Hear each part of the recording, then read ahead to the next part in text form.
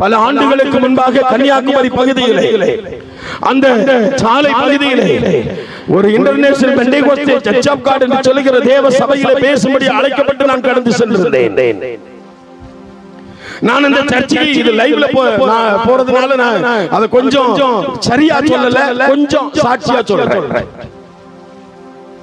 நான் பூவன்கோடு சிஎஸ்ஐ சேகரத்து சபையில் உள்ளவன். நாங்க ஜுவல் எல்லாம் போடுவோம். அவங்க நினைச்சாங்க நான் பெண்டிகாஸ்டிகாரன்னு சொல்லிட்டு என்ன கூப்பிட்டாங்க. நான் 3 நாள் கூட்டத்துக்கு போனேன். அந்த 3ஆம் நாள் கூட்டத்தில் என்னுடைய அசிஸ்டன்ட் ஊழியக்காரங்க எல்லாரும் 2 வண்டியில நாங்க போறோம்.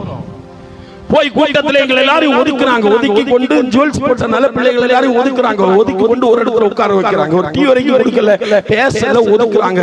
ரொம்ப மனசுக்கு கஷ்டமா இருந்தது. இப்படி ஊழியக்காரங்க செய்யறாங்களே அப்படின்னு ரொம்ப கஷ்டமா இருந்தது. நம்ம ஆண்டவர் என்ன சொல்றாரு தெரியுமா? கவனிங்க. நம்ம ஆண்டவர் முகத்தை பார்க்கிறவர் அல்ல, இருதயத்தை பார்க்கிறவர். அவர் உன் இருதயத்தின் வாஞ்சையை பார்க்கிறார். அல்லேலூயா. நான் மேடையில உட்கார்ந்து ஜெபம் பண்ணி கொண்டே இருக்கிறேன். மேடையில உட்கார்ந்து ஜெபம் பண்ணி கொண்டிருக்கும் போது ஆஸ்திரேலியாவில் இருந்து ஒரு மிஷனரி அவர் 1/2 மணி நேரம் தலைமை உரை ஆற்றிக் கொண்டிருக்கிறார். அந்த ஸ்தாபனத்தினுடைய தலைமை உரை ஆற்றிக் கொண்டிருக்கிறார். முழங்கால் படி போட்டு எங்க இருந்தாலும் பின்னாடி உட்கார்ந்து முழங்கால் படி போட்டு ஜெபம் பண்ணி கொண்டிருப்பார். அப்ப 2 பேர் கையில கல்லை வைத்துக் கொண்டிருக்கிறார்கள். கேரளா பகுதியில் உள்ள மலையாளிகள், தேவனை அறியாதவர்கள், ஒவ்வொருத்தருக்கு 10,000 ரூபாய் கொடுத்து இந்த கூட்டத்தில் கல் எடுத்து வீசு. அப்ப இந்த 3ஆம் நாள் கூட்டம் நடக்காதுன்னு சொல்லி ஆண்டவர் அறியாதவங்க தூண்டுதல் நிமித்தமாக வந்து நிற்கிறாங்க. ஆண்டவர் அழகாக காட்டுறார். பிரசங்க நேரத்தில் நான் சொன்னேன், சகோதரனே 2 பேர் நிற்கிறீர்கள், கூட்டத்தை சீர்குலைக்கும்படியாய் வந்திருக்கிறேன் என்று சொல்லும்போது வானத்திலிருந்து ஒரு நெருப்பு 2 பேர் மேலும் விழுந்தது. கீழே விழுந்து விட்டாங்க. கண்ணு தெரியாது, கை கால் நிற்காது.